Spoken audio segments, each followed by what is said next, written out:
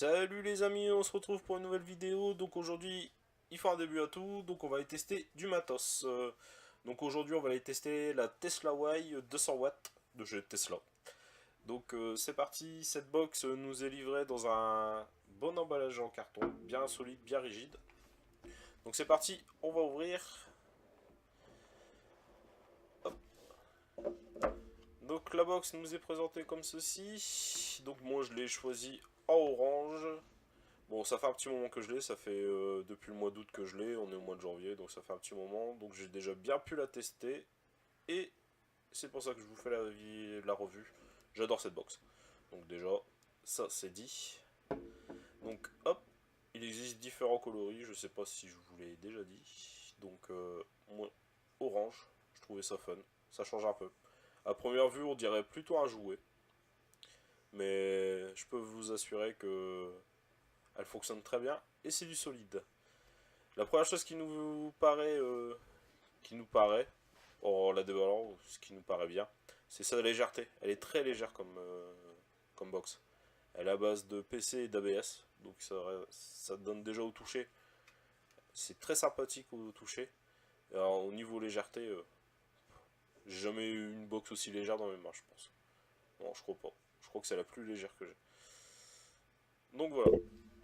Donc ensuite, dans le carton, hop, on va enlever cela.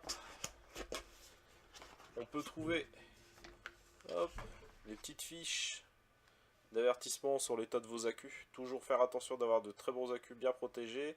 Et lorsque vous les transportez, veillez toujours à les transporter dans des étuis en plastique afin d'éviter tout contact avec des clés ou quoi que ce soit dans votre poche ou dans votre sac. Ça éviterait de faire boum et de nombreux dégâts. Donc veillez toujours à votre sécurité. C'est essentiel. Donc ici, on a un petit cachet de un certificat d'authenticité. Nous avons une notice qui est en différentes langues et en français, donc c'est sympa d'avoir une notice en français, ça fait toujours plaisir, ce qui est rare. Et nous avons un cordon USB, parce qu'on peut recharger ses accus via USB, grâce au chipset. Elle permet le rechargement des accus via la box en branchant par USB. Moi je ne l'ai pas utilisé, je recharge toujours mes accus par un chargeur indépendant. Donc voilà. Mais il m'a l'air très solide. C'est pas du câble, genre de ressort, je sais pas. C'est très sympa. Je pense que je l'utiliserai pour autre chose. Donc voilà, donc c'est parti. On va aller faire un petit tour sur la box. Donc connexion 5 sur 10 avec un pin sur ressort. Hop. Ici nous avons un capot aimanté. Ça tient super bien, facile à enlever, facile à mettre. Tient super bien. Par contre, je voulais vous préciser que sur la nouvelle version, il n'y a plus le capot par aimant, mais c'est un capot qui se fixe par encoche, tout aussi solide. J'ai pu l'avoir en main, la regarder et tester. Ça tient toujours autant. Donc ça va. C'est pas dérangeant sur la nouvelle version. Donc au toucher, comme je vous ai dit tout à l'heure, très agréable, très sympa. Donc ici, on peut remarquer qu'elle fonctionne avec deux accus 18-650. Donc c'est parti, on va disposer ces accus. Nous avons des marques plus, moins, afin de trouver le sens des accus. Par contre, la première remarque que je pourrais faire, c'est sur la difficulté à insérer ces accus. Je trouve que la box n'est pas assez... C'est pas assez simple pour... Bah, c'est mon avis après, pour y mettre ces accus. Donc c'est parti, hop. Elle s'allume tout de suite. On peut remarquer Tesla SIG. Donc c'est parti, hop, on va... Pas d'atomiseur, donc on va y mettre un atomiseur. Oh, moi je mets toujours presque tout le temps, j'ai mon Skype E dessus. J'aime bien ce setup. Hop, c'est parti. Donc une fois mis, on fait fire, et là, tout de suite, elle nous reconnaît si c'est une ancienne ou une nouvelle résistance. Donc bon, de toute façon ça reste pareil.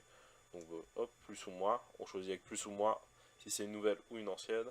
Donc tout de suite on peut remarquer que on a d'afficher la valeur de la résistance, le voltage, hop, le wattage. Donc on peut l'augmenter par le plus par palier de 0,5 et le baisser par palier de 0,5.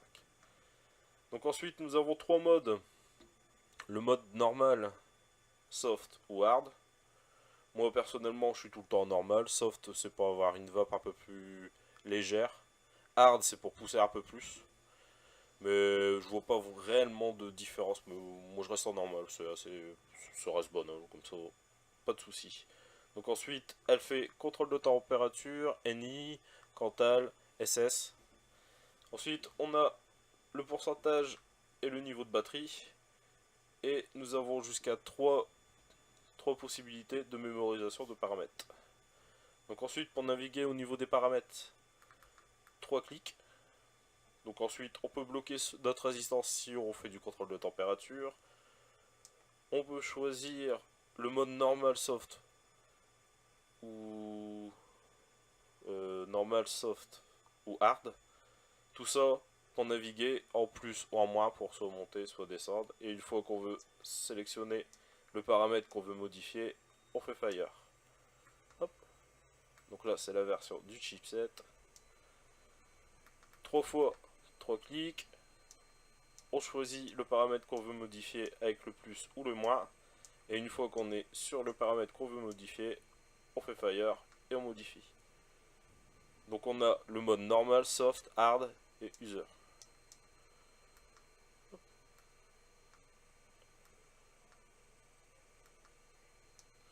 Et ça, jamais utilisé, donc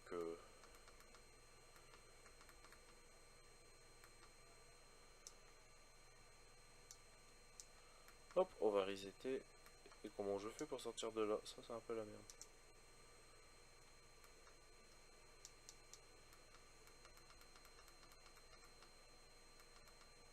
Hop.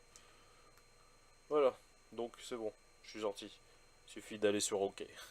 Jamais vu ce système là, pourtant ça fait un petit moment que je l'ai. Veuillez m'excuser du petit problème en direct. Donc voilà, ensuite, hop, 3 fois. On peut faire contrôle de température en Cantal, SS316, NI, TI, TCR. Donc moi je reste en Cantal. Donc c'est parti.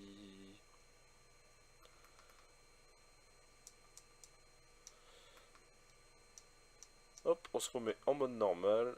Nickel chrome. Bon, pour une première vidéo, veuillez m'excuser. La caméra a un peu de mal au niveau de l'écran. Je bafouille un peu. C'est un début. Il faut bien un début à tout. Donc c'est parti.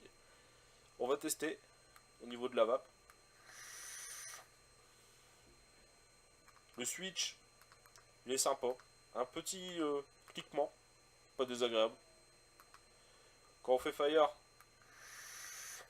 on n'a pas de temps de latence, ça part tout de suite. Il y a des moments sur certaines box, pendant une seconde on n'a rien et ensuite, hop, ça part. Bah là, nickel, ça part tout de suite.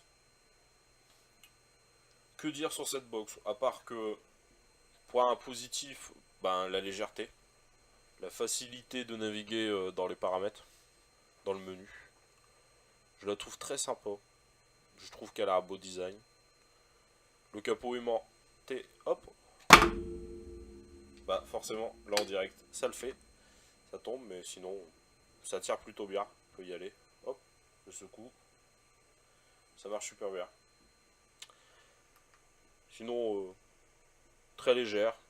Touché, super. Je l'ai depuis le mois d'août. Je l'utilise bah, tous les jours. Bah, tous les jours. Et j'en suis pas déçu. C'est super. Là, je mets mon squat E. Ensuite, on peut aller jusqu'à 24. 24 mm. Là, un auto à 24 mm, ça passe. Ça passe tranquille.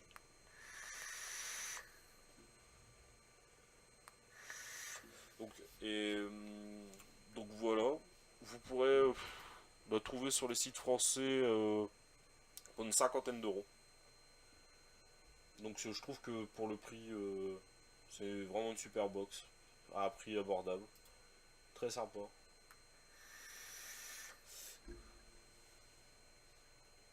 J'ai rien à dire de plus sur cette box. Ouais, je kiffe. Je kiffe cette box. C'est mon coup de cœur du moment. Je la lâche plus.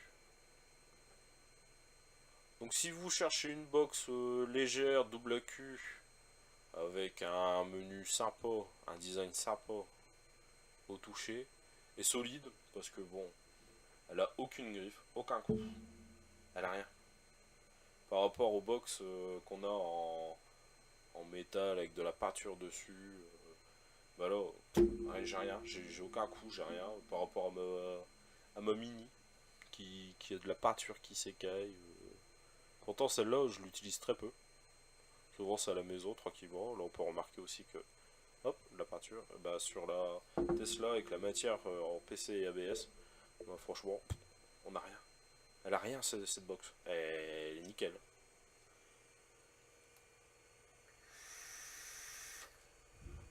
Donc j'espère que pour une première vidéo de matos, bah, ça vous a plu. On se retrouve bientôt pour d'autres vues. Sur ce, je vous souhaite une bonne vape et à bientôt pour une prochaine vidéo.